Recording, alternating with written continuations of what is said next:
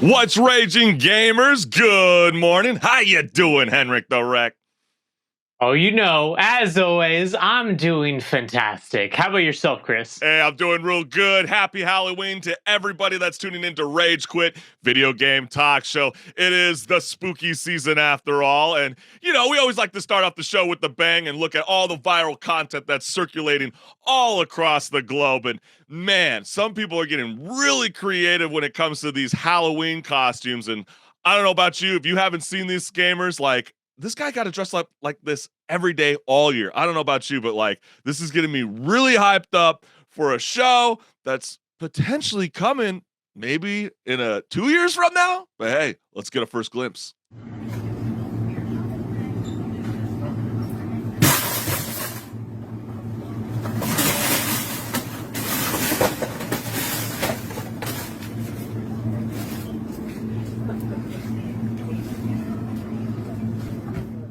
Boy. I like how we both said it at the same time. Legendary. So, as people clearly were hyped up about that costume, the very first comment that we got here was, if you're going to be that damn big, you have to do stuff like this. I agree. But then I agree with that. Would you want to be working at that shopping unit if you saw that big ass dude and that's how he's handling your merchandise? I mean, maybe he put stuff back. You never know, but yeah. If he Kratos putting something back? I don't think that goes down in his world. No way Kratos is buying Prime. When I first read this, because obviously, Amazon Studios is going to be doing, the Kratos television series, I thought, oh, wait, yeah, he wouldn't buy Amazon Prime. He's pushing in Prime energy drink. That's so true. Yeah. He don't need that. He don't need that juice like that. And legendary, boy. You gotta love it. I mean, the spooky season is here upon us, and everybody is quick to jump on, Twitch and Kick to be streaming some of their most legendary spooky games. And I gotta tell you, HenricK, this video is so funny. I don't know how you cope with playing scary games. Do you need to cradle onto a little stuffed animal? Are you not scared like that? Or are there any kind of tactics you use? I am the person who loves horror. Horror movies are probably my favorite genre of movie. And when it comes to video games, I'll be the person who is playing the game in the dark, you know, and everything, and lights off. It's the middle of the night, probably 3 a.m. I'm playing a horror game, and I'm just enjoying it. I'm not getting scared necessarily, but I'm just taking in the atmosphere and everything. Well, because you're immersing yourself into that experience. You get it dark. It's starting to get a little chilly now in Southern California. This is the best time to be playing some of these spooky games. And I love this guy's coping tactic to try to push his way through this spooky game. And gamers, you're gonna have a laugh checking this video out. The old house is always scarier when we creep around at night. If the little girl sneak up on me, she'll give me fuck! Look at the palpitations. I'll be on the hospital floor. If this girl scares me one more time, then I know I'll be done for. Please don't scare me. Please don't scare me. I am a wussy, more of a pussy. Take it from me. I have bad anxiety, overreact dramatically. My pants are brown now, it's going down now. Please don't scare me. If I creep... As a person who did theater, get this guy on stage. Get this guy on stage. I mean, sometimes you gotta sing it through. I mean, I feel like I've kind of done something similar to that kind of approach because, you got to get through it some way or another, right? And so people were active to comment on this video that was going viral. And the first person said his freestyle ability is actually insane. Like HenricK the Wreck's credited him. Yeah. The second comment that we got here is another GIF. This guy, man, he rocking it, man. I think we got another Disney remake that we had no idea was coming to our Disney Plus. And that freestyle was top notch, a true bard. Remember when everybody was doing that, the seashells and all those weird, goofy songs? I mean, this guy's kind of nailing it. I like it. Mm-hmm. Yeah. You But could you say know, he's got that mermaid in him. you ain't lying, fam. But you know what? Everybody's always trying to, either, we're kind of old now, right? We don't go trick or treating. We want to stay indoors, and nothing's going to stop us from having a really good time. But you know what? Some of us gamers are in college right now, and you're forced to get out of the dorms when an emergency cracks down. But one guy got really creative, and he said, you know what? This ain't going to stop me, fam.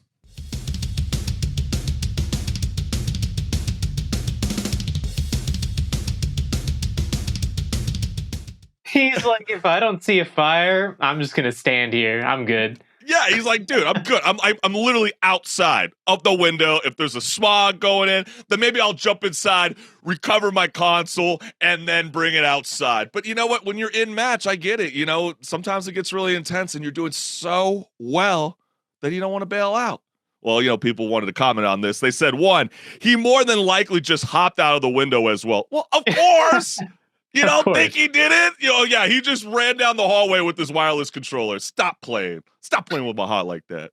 Second comment we got was, bros in a ranked match. You can't just quit out. I feel that way. When like your girlfriend or wife comes at you and she's like, babe, dinner's ready. Throw it in the microwave. I don't care. I'll preheat it. I'm in a match. Stop playing with my heart like that. And third, if it's a ranked game, I ain't leaving it almost no matter what. Plus, he is fine, and nothing is near him unless they got to put you in a single file line. You know how like sometimes, remember at Cal State LA, you and I were both alumni. You got to go to the field. You got to go towards, like this guy might be breaking certain protocols. We're not advocating for people to do what he's doing, but it's definitely funny. We all understand the hustle and the grind. But we're super excited to launch, Rage Quit Video Game Talk Show. We got so much to discuss, gaming news, industry talk, and so much more. So, HenricK the Wreck, you ready to rock and roll? Absolutely. I'm ready to rage. Hey, let's get it, fam. Let's go.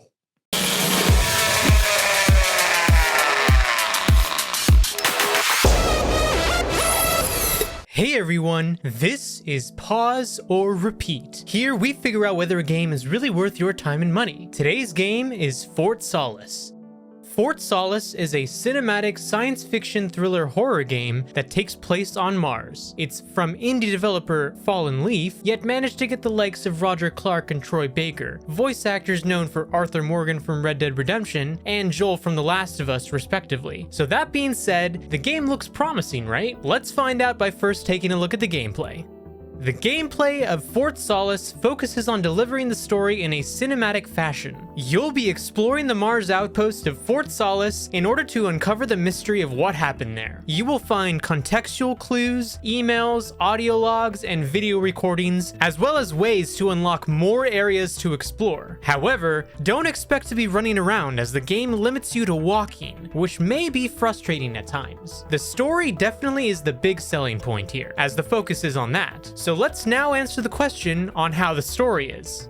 The story of Fort Solis focuses on Jack Leary and Jessica Appleton, two maintenance repair technicians on Mars. The game starts out with them finishing up a job at a different station when they receive a distress signal from the nearby Fort Solis. Despite a vacation right around the corner, Jack decides to go investigate and see if it's a false alarm. Upon arrival, the station is found in full lockdown and seemingly abandoned. From there, he will need to piece together the story of what happened using all the evidence he finds around the station. All the while, his partner, Jessica, is on comms giving Jack someone to volley banter off with, as well as give thoughts on what Jack finds. The game's story is a slow burn, but plays out like a short TV series with 4 chapters totaling to about 4 hours in length. But now the question still stands. Pause or repeat? This game's atmosphere is really, really creepy, and I love that. It's what I enjoy the most probably about this game is just the atmosphere building throughout the entire 4 hours of the game. But don't get it twisted. This is not a Dead Space or a Callisto Protocol. Yeah. Even though it's the same like camera angle, it's not one of those games. It's not a gory type of horror game where you're going through killing things and killing aliens and So what is this, like a heads. Fisher Price horror?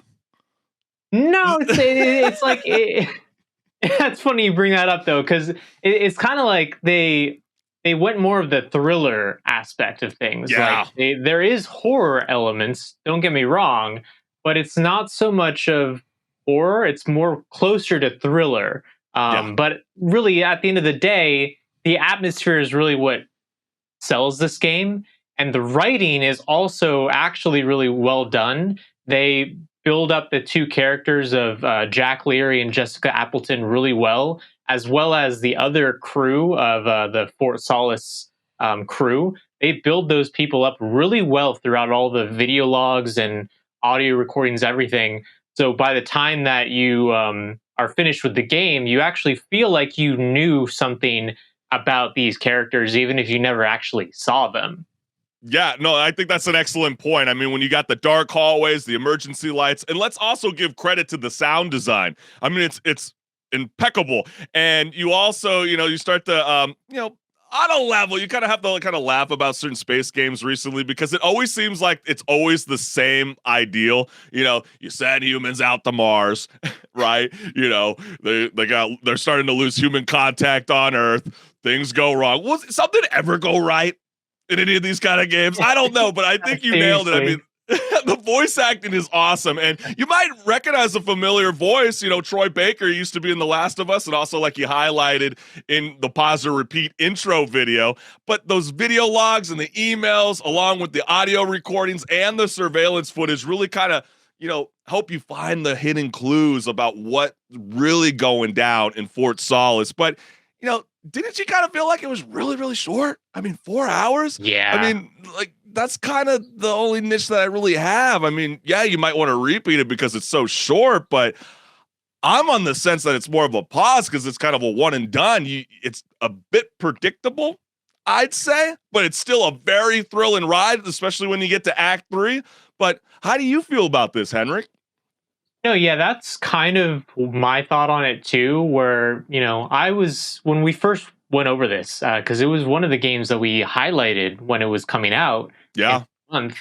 I believe it was August, actually. But, when we looked at it, I was like, oh, this game actually looks really cool.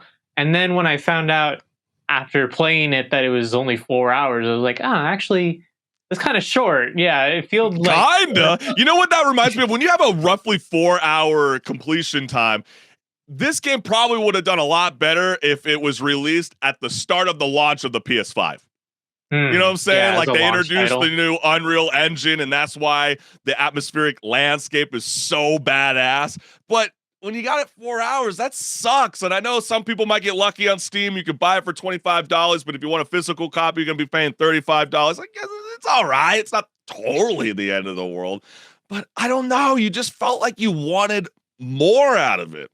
Exactly. Yeah, it feels like by the end of the game that you want like another couple hours of just everything at the end of the game. And it doesn't give you that. It ends kind of short notice at the end of the day, because that last half of the game just goes boom, boom, boom real quick through all the pacing, which, the pacing's great. It's not done Pacing's badly. great? Because I kept seeing online comments on the pacing is done really well considering the length. And it's I'm just saying you didn't see those online comments like that like short game, but no, I get it, but I mean, did you not see those like online comments about, people were like, oh my gosh, can I just walk faster? Like, I understand that that's trying to create the thrill and the suspense, but it's like, these games kind of kill me. Like a Callisto Protocol just recently did that too. And it's like, come on, let's go. We understand that the game's linear, but you might go like in a far corner of a room and then there's nothing there. And you're like, what the heck? Now I got to mosey daisy through. If I'm scared and I'm by myself with like sealed airlock doors inside of a, whatever they call it, like dome in Mars, I might be moving a bit faster if I think there's some creepy stuff or whatever going down. Yeah. Inside that place. That is probably part of why I would not repeat it personally and why it's a pause for me, because you're stuck walking. And at the end of the day, the scares that are there are already revealed to me. So like, I'm not getting scared of walking around the station and having something jump out at me. None of that's happening on the second time. And at the end of the day, if I'm wanting to explore, I'm having to walk places. And that already happened the first time through, where I walked to like the corner of the map and there was nothing there. Yeah, And exactly. I gotta now walk back. You know, but we do have to give some props because this is developed by first-time developer Fallen Leaf Studios and published by Dear Villagers. So congrats to them. It is a beautiful game. It's just not something that I would repeat. But just because we say it's paused doesn't mean it's a terrible game. In the end, if you want to go ahead and purchase it, it is on Steam, it is on Amazon. I do know the developers are highly encouraging PC gamers like HenricK to play it on a controller. It wasn't meant to be designed for the keyboard and mouse. That's what they kept heavily advocating for. So take that for what you will. But hey, I think the verdict is we're on the same agreement, HenricK. Yeah, I believe that both of us look at it as a pause, but it's not a bad game, like you said. If you're looking for a short game that is creepy and has a good atmosphere and good writing, this is the game. It's just not a game that you can really expect to get a second playthrough out of. Yeah, it's so true. But hey, gamers, stick around because we got so much more left here on Rage Quit Video Game Talk Show.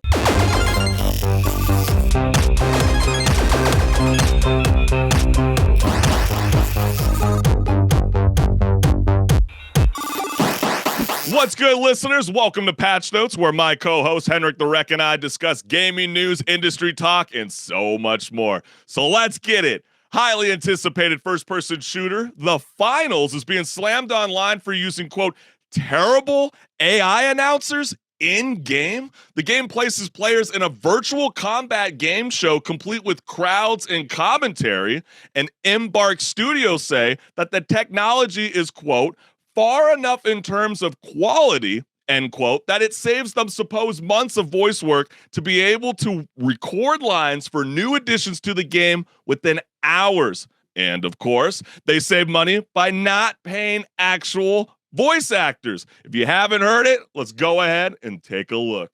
Now, the Kingfish, the Jet Setters, and finally, the Powerhouses. And they are off! Welcome to Quick Cash, the team that tucks away enough money first triumphs. Scotty said it. Let's see who's got the pace to ace this race. We've got our first elimination, Scotty. Talk about making a solid first impression on our sponsors. Hold on to your Azult bucket hats, brought to you by Azult.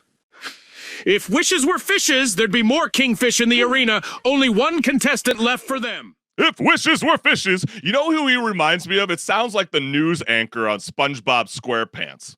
Do you hear it? Are we hearing it now? Exactly what it sounds like. Maybe they took that voiceover actor's voice and then put it in a program like Respeecher, and maybe that's what's flipping people out. But they claim it's all strictly AI. I mean, they did use some, voice actors, but maybe that's the same guy. But I know there's a very, very popular voiceover actor in the industry. His name is Gianni Matragrano, and he called out the use of AI voices in the finals in what is now a viral Twitter thread. We're going to go ahead and showcase the comments with him voicing back and forth with users on platform X. And the first comment that we got here was, holy shit, this sounds bad. Like AI voices already come with their own baggage of worth ethic issues. But even if the whole world got together and said that AI voices were okay, this would still sound terrible. What the hell?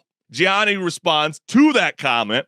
In looking this issue up, I keep seeing gamers who really clearly don't care about the issues at all complain about how off the voices sound. Just like from a results-oriented mindset, you'd think that would matter enough to just do it normally, but they can't resist snake oil. This effing sucks, both in that they decided to use AI and that they think these are acceptable results. Seeing shit like this is what makes me think that it's generally too late to follow my voice acting dream. What an effing heartbreaking sight. And Gianni responded to that comment. He said, don't be disheartened. Actually, I'd say this really only proves how much real voice actors are needed. Laughing my ass off. This shit sounds awful and people keep complaining about it. Quote, oh, but soon, ... end quote, is what they told me 10 years ago. And now it's my full-time job anyway. Do whatever you like in life. And last, I hate to say this, but I don't think there will be much player feedback about it. Was playing it all night, and I had no idea it was AI until this post. Thank you for spreading the word. Really upsetting, especially since it's actually a good game, but I don't want to give them money now.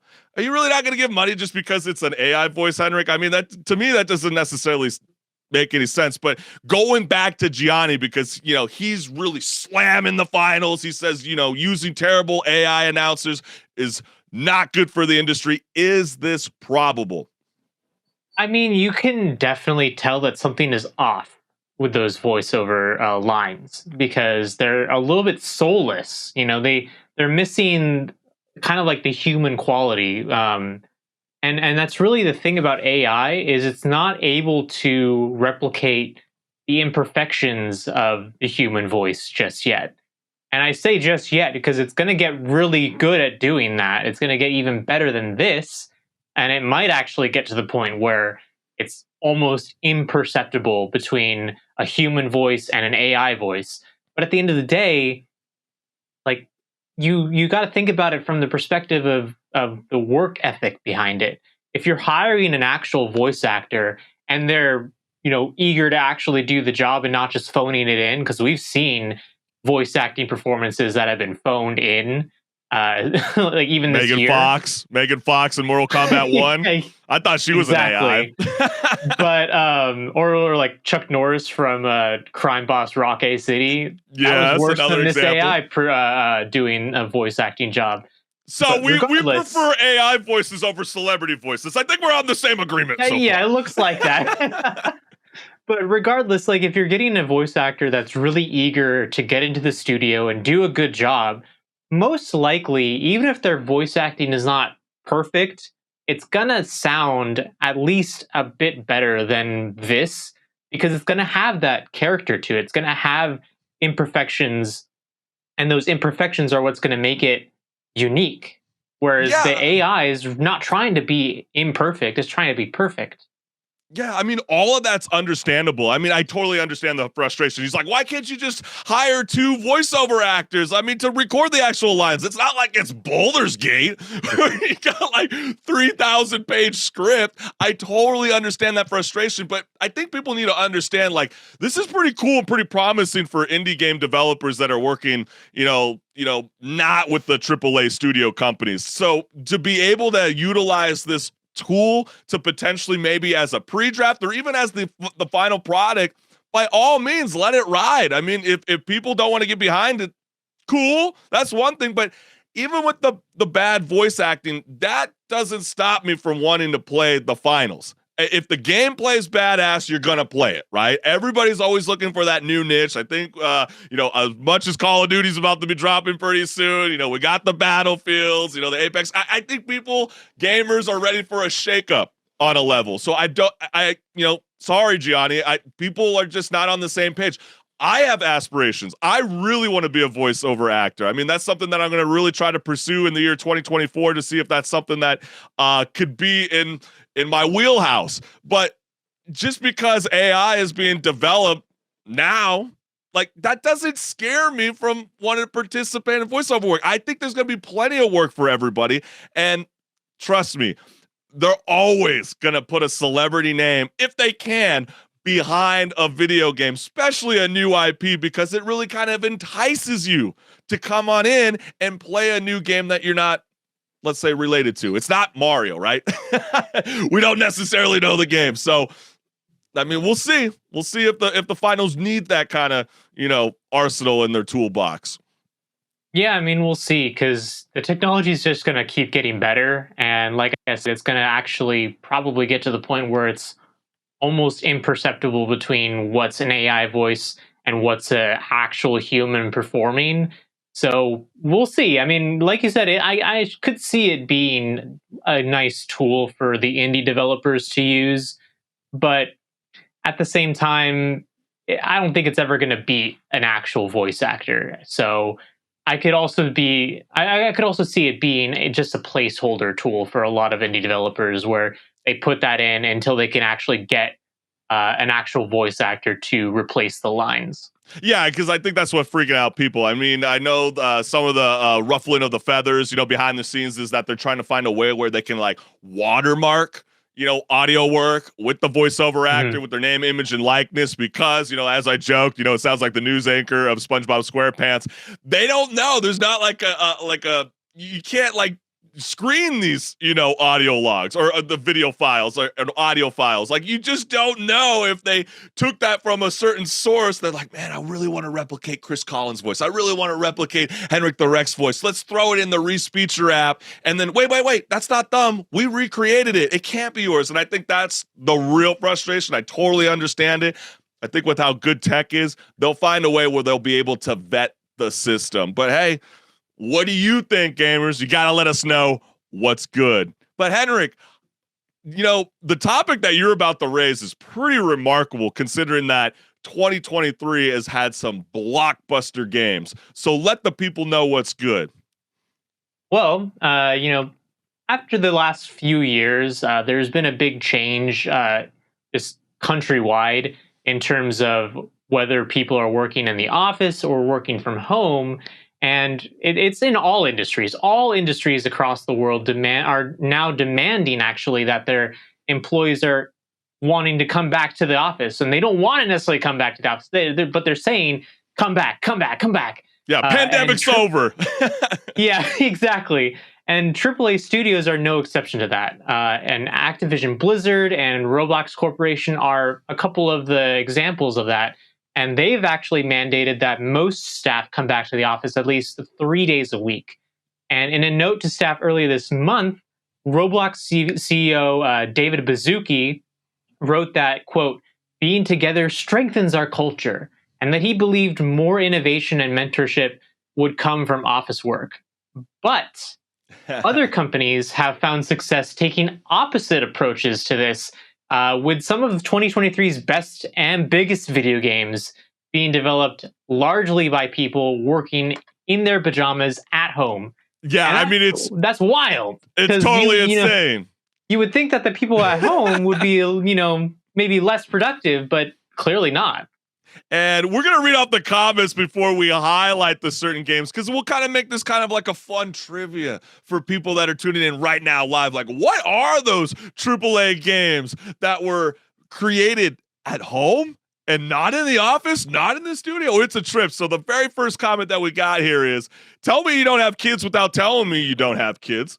Oh, so it's only for people that are, just single parents. Okay, gotcha.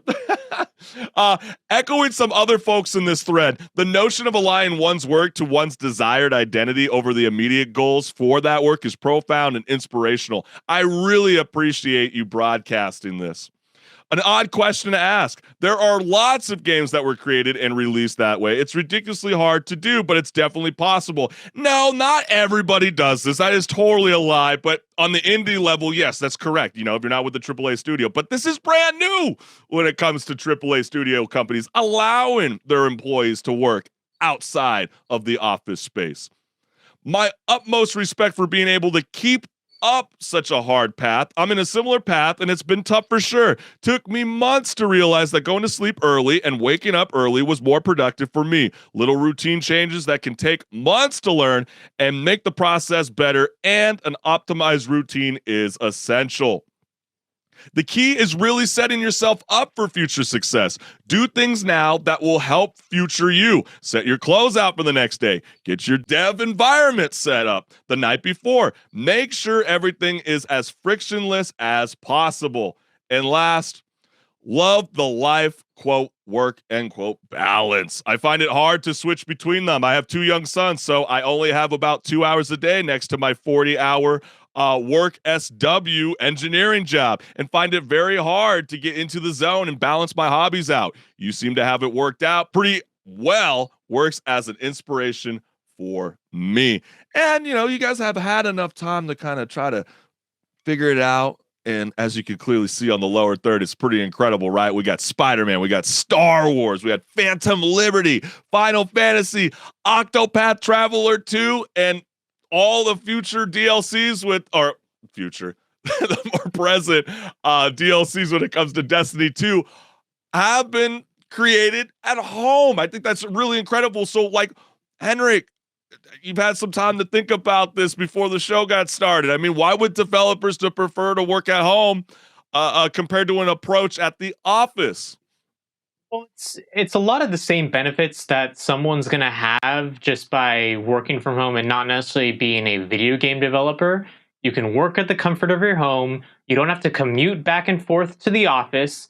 And a lot of times, if you have the hardware, it might actually be better hardware than what you're getting in the office because, especially for some other jobs out there, the hardware they give you is usually kind of like bottom of the barrel. And when you have everything all set up nicely, it a lot of the times ends up being more a higher end than whatever's in the office. And especially, I'd say that's probably especially the case with someone who's a video game developer, because they're probably also playing video games on the side in their free time, and just most likely that computer they have is their gaming computer, and they can then use it for work as well. And at the end of the day, that computer is going to be higher end than whatever's in the office a lot of the times. But aside from that, just the idea of working from home is much more enticing. And if you're disciplined enough, you can actually make a lot of progress, more so than you would just going into the office, because you don't have to deal with people. You're only dealing with yourself. The only barrier. I get the angle that you're going off on. No, I think those are all excellent points. But like, even think about like living in Southern California, for example. A lot of work's in Burbank, Los Angeles. You got the Santa Monica studios who create like God of War. What if you're from North Carolina and you don't want to pick up all your belongings and your whole entire family and go to a whole new world over on the West Coast, and you go down there and the stage too, and the whole livelihood changes because the expenses for housing and food and utilities is so insane. So I think, these AAA studio companies are realizing that, like, if you prove your worth and you've been working for us for a while, like Insomniac Studios with Spider-Man 2, we allowed the company's game studios to decide independently how to approach remote work. Because again, Insomniac Games is with PlayStation Studios, and they felt comfortable enough with this highly anticipated game that is breaking records that they can make it at home. And clearly they are proving that is a proven success. And maybe CD Projekt Red is, they had a really rocky launch. Maybe that's because everybody was so flustered working together inside the same office space. It's like, I love you, HenricK. You're very cool. You're very jazzy. You're a cool soul. But like, come on, man. I want to jump in my PJs and I just want to let it ride, baby. I just want to be in my own workflow and just be away from all the crazy clanking of the keyboards, the mouses, the male people running around. I don't know. I can only imagine that's how it goes down in those gaming studio companies. So just to kind of get away from kind of all the hectic, conundrum, that's very, very true. And also, like what you pinpointed out, I have a feeling that a lot of these developers have like way suited up PCs than what they provide you inside the studio. I could be so wrong. If you're inside that industry, let us know if I'm talking, nonsense, but it just feels that way. You actually brought up a good point, though, of like having to move to a studio, because some of these studios are in other countries completely, Yeah, great point. And you'd have to move more likely to that actual country to live next to the studio.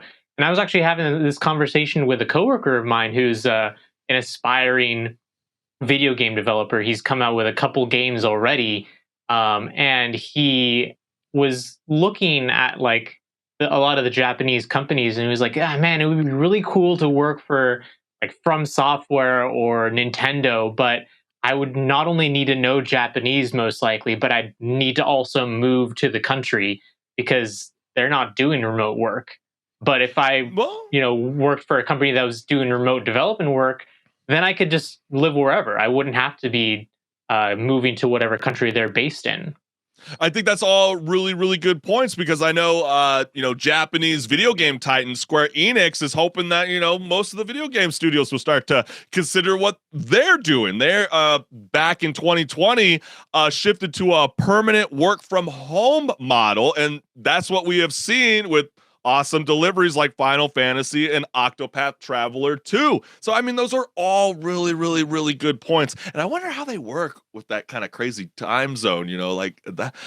I'm just amazed with developers, man. They continuously put out amazing content, and I think like the biggest thing to also kind of reference is that with like Phantom Liberty, for example, the Polish company really wanted the employees to choose between like an office first or a remote first, and so certain studios are offering that, let's say, for example, office first employees are expected to go in at least 10 days out of the month, but remote first employees can show up as they please using whatever workstations happen to be available. So that's a real thing. Maybe a workstation's not available. That's why you got to adjust and build, your rig at home. So very, very cool to see that a lot of these companies, including Bungie, the veteran developers behind Destiny 2, are moving towards this route because it's the year 2023 after all. It's not the 1970s. Come on, man. We don't need. It's not the Wolf of Wall Street. Come on now. The technology now. We have the technology to do this and make it work. So take advantage of it. Come on now, fam. But hey, I think we might as well jump into the next topic of conversation because things have gotten a tad rotten, I suppose. The latest video game adaptation to hit theaters, Five Nights at Freddy's, won't be reversing this trend. It has just a 26% score on Rotten Tomato. Though many video game films have succeeded at the box office, most have a rotten rating on Rotten Tomato, meaning you have to have fewer than 60% of the critics giving you a positive review. So Five Nights at Freddy's, the latest video game to be adapted into a film, opened in theaters on October 27th and one day after it was released on Peacock. If you haven't seen any of the cinematic trailers, we got it for you, fam. So let's go ahead and take a look. Welcome to Freddy Fazbear's Pizzeria, where fantasy and fun come to life. Hit it, guys. If you're watching this video, it means you've been selected as Freddy's newest security guard. Hello? We're going to have so much fun together.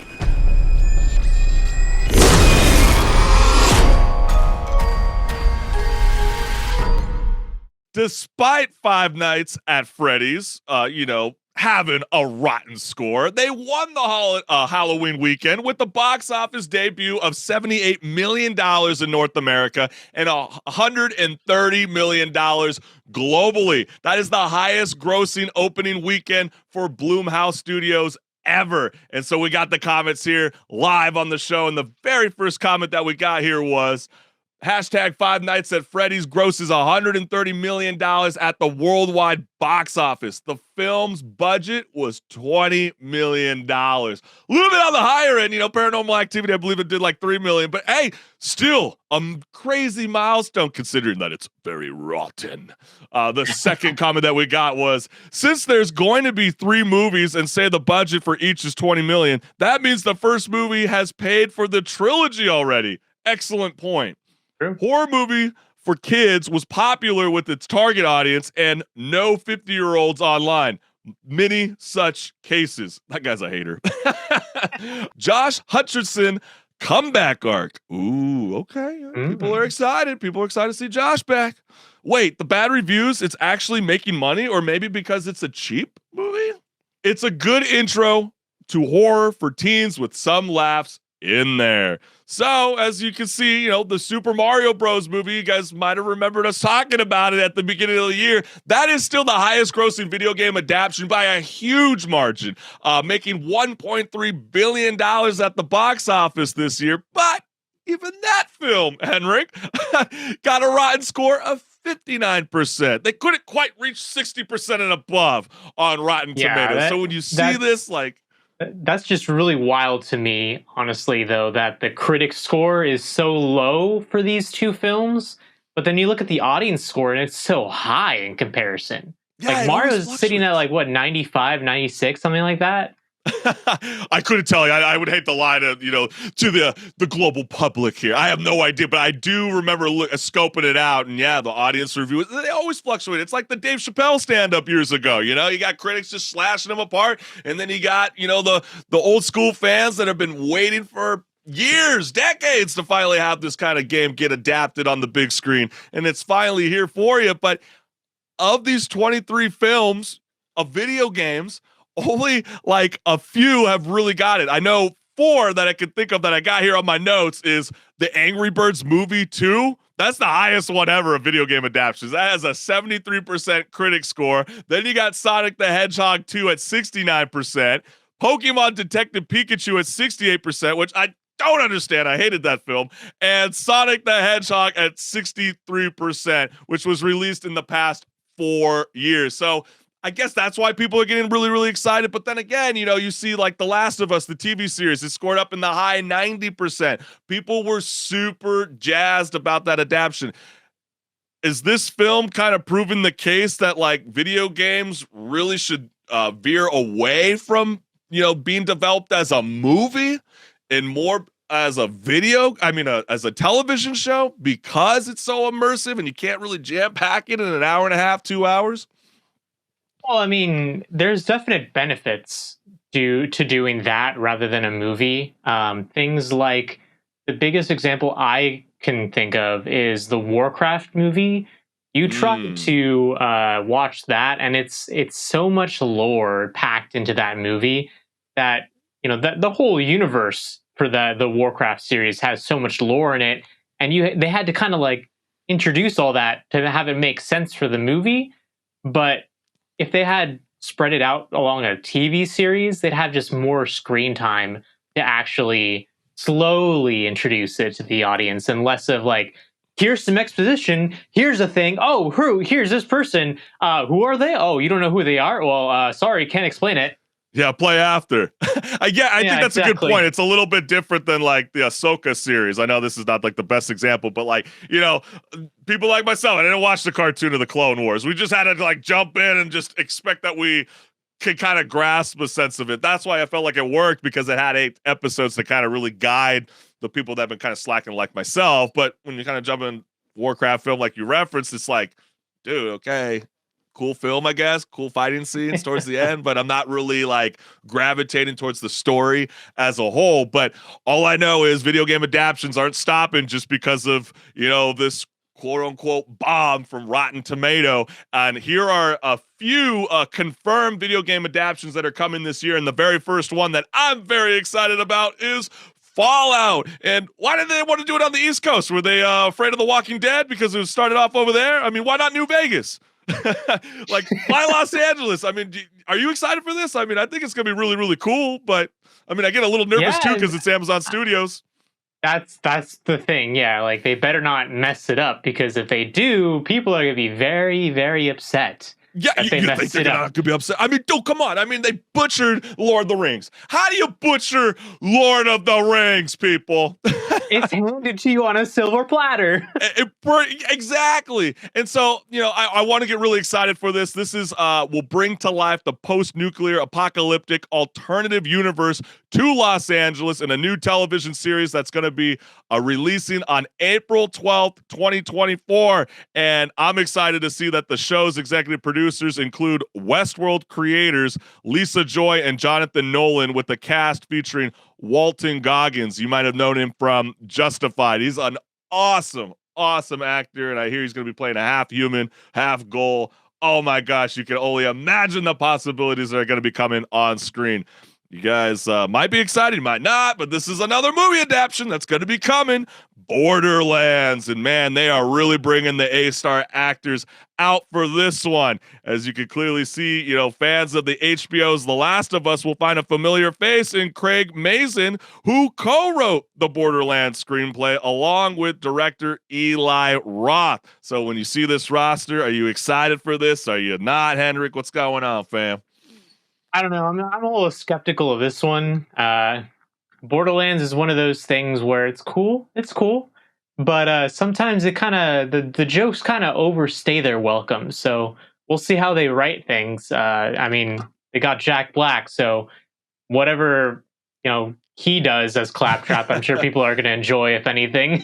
Yeah, and I kind of feel like Kevin Hart, unfortunately, is kind of a bit of a typecasted actor. And then, I like Jamie Lee Curtis, but I didn't really think her performance was all that crazy, for Everywhere, Everyone, All at Once. Whatever the hell, I probably butchered the name. It wasn't that good of a film. I'm sorry if someone's going to thrash me for it. I don't care. I didn't think it was that good of a film. Like that. No, they're not going to like it. I don't really care. But, she's playing an unstable scientist. Okay, cool, whatever. Maybe it might work. Maybe it won't. But the trilogy for Sonic 3, that is definitely getting people very excited because the very first film dropped nearly like 4 years ago, and Shadow is finally making an appearance on the big screen with Idris Elba being the voice star. So a lot of people are hyped for this. Jim Carrey was kind of on the fence a little bit about whether he even wanted to return as his iconic character or not. And so that would have been really sad. If he didn't return, that series would just not happen, I feel like, because you can't replace him.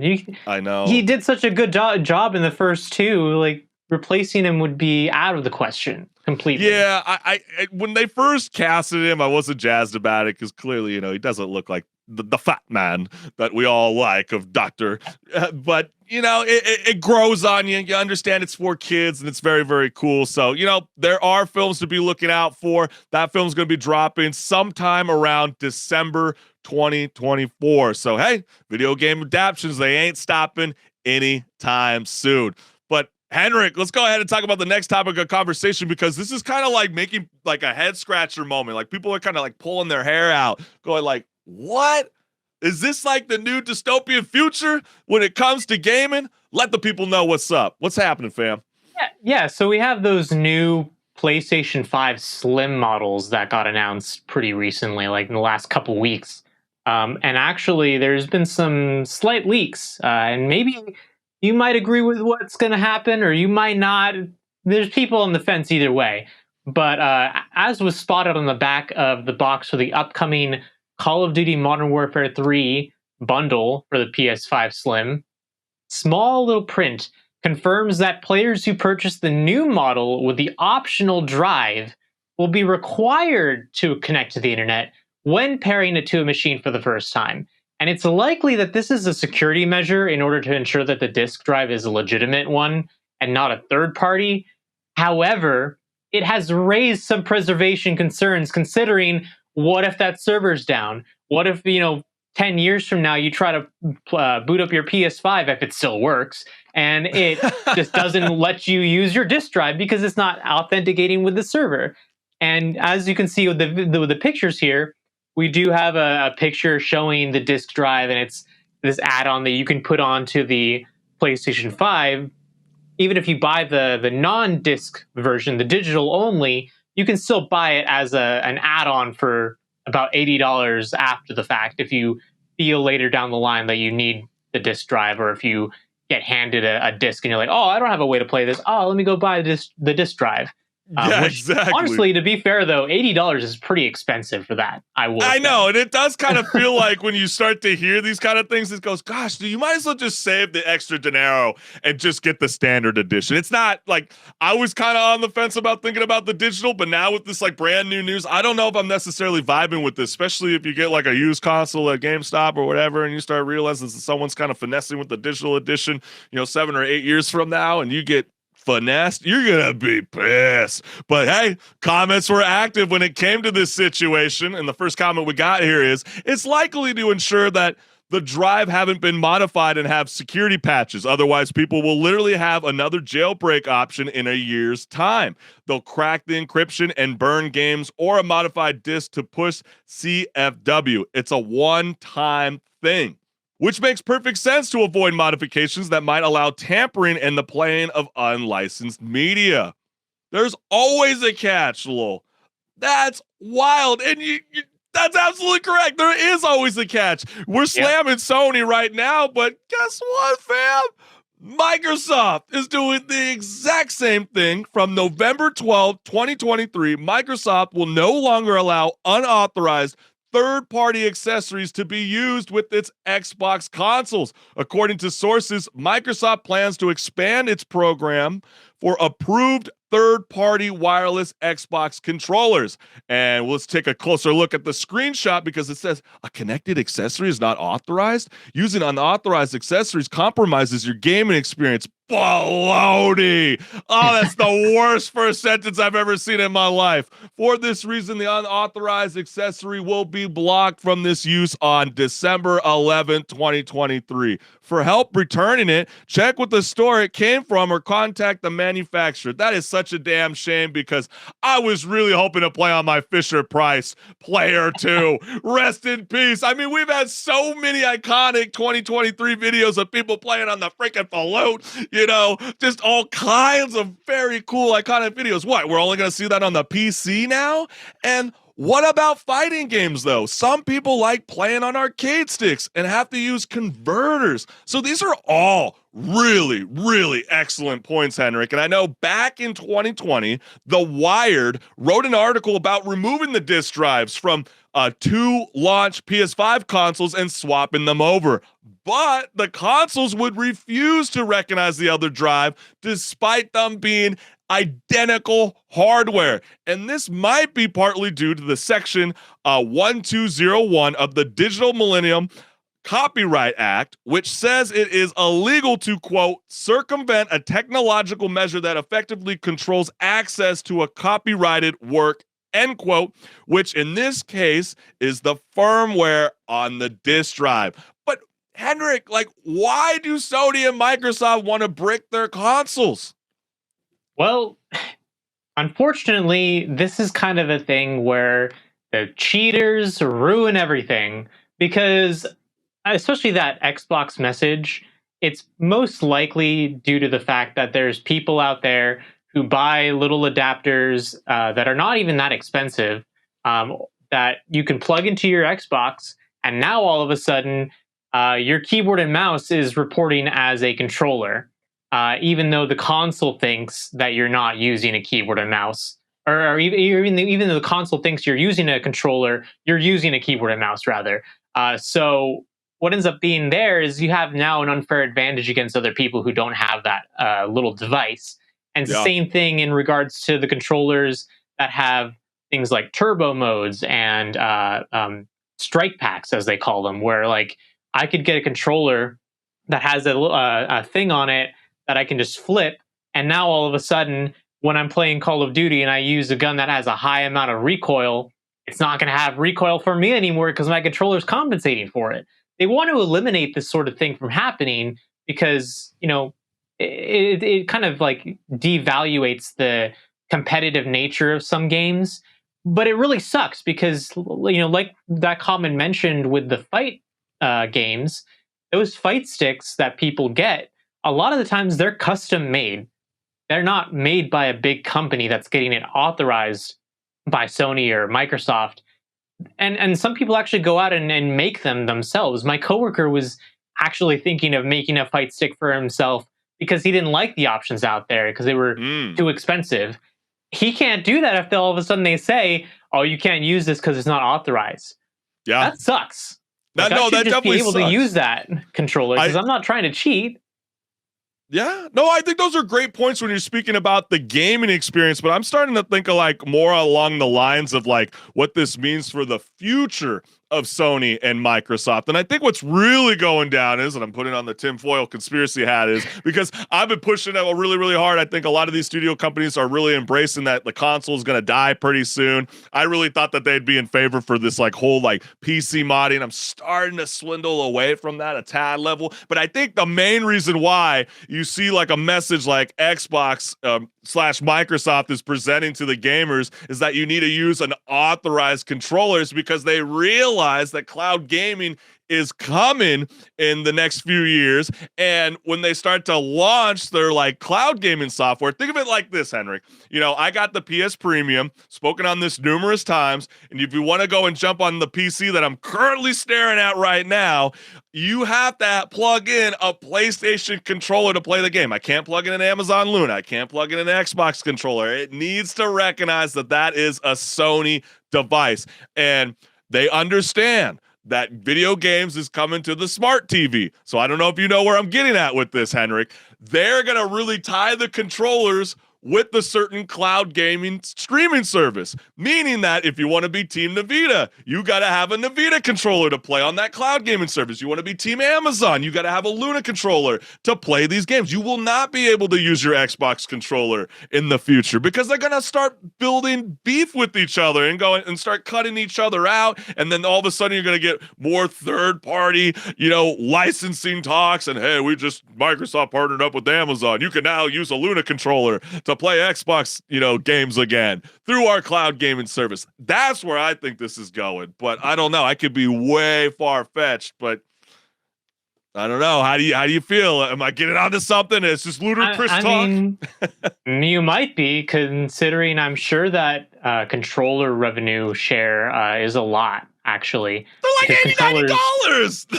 Yeah, exactly. They're expensive, and a lot of times they break and they can't be repaired. Yeah, so that's right. why when you walk into a Best Buy or something and you go into any of the console sections, those third-party controllers being half the price is pretty enticing because what you're otherwise having to pay like $80 for a PS5 controller, but if I can pay $30 for one that works and it's just fine, why would I buy the first party one? Exactly. And I think you also referenced the whole part about like a Geek Squad and repairing. They don't want third party people to actually start opening up a shop because that probably wouldn't be the best look for Sony or Microsoft, knowing that there's a bunch of US stores or European all across the globe that it's like, oh, I can actually go to this shop to fix my console. What's wrong with my console? Oh yeah, it sounds like a jet engine, my PS4. They don't want that to happen. They don't want that to occur because they don't want, as much as we always say bad publicity is always good publicity, I don't know about all that. That might kind of ruffle a lot of gamers and pursue them to go the more PC route. But hey, if you want to get the PS5 digital edition and you were thinking about adding the Blu-ray disc drive later, it's going to be sold separately at $79. So yeah, it's a bit pricey. You might want to consider just sticking with the standard edition after all. But man, HenricK, this was such a jam-packed show. We had a blast joining everybody here on Rage Quit Video Game Talk Show. And again, happy Halloween. Don't get tricked, get treated, treat yourself right. This is a good time to be alive, baby. And while you made it this far, we want to thank everybody for tuning in, and make sure you hit the like and subscribe button and the notification bell so you never miss a live show. And HenricK, where can they check out your content all across the internet? Yeah, so I post on YouTube, Instagram, TikTok, as well as Twitter, or X, depending on who you want to call it. But basically what I post on there is every Friday I do one of my two series, being either games to play, which is a chance for me to take a look at a game that's out and I'm having fun playing and I'd recommend someone to play. And it's usually a game that's a bit smaller, so it doesn't have the spotlight like a pause or repeat. And the other series I have is In Development Soapbox, and it's my chance to take a look at a game that's in development and say, hey, it's really cool. Go check it out, see if there's a demo you can play, and if you really enjoy it, go let the developer know that you like what you're seeing, and if you have any critiques, let them know as well. And this week is a games to play, so stay tuned for that. Yeah, you know what's good. And we got one of our gamer friends up on here. Happy Halloween, guys. Happy Halloween to you. And I know we got to keep the place safe, keep the community alive. I got to go back to my day job, HenricK. Oh, I got to take the glasses off. I think I'm ready. I think I'm ready for Halloween. That does it for Rage Quit Video Game Talk Show. We will see you next Tuesday, fam. Peace. I can't see anything, HenricK. You might have to end the live feed. Oh, good. I'll do it.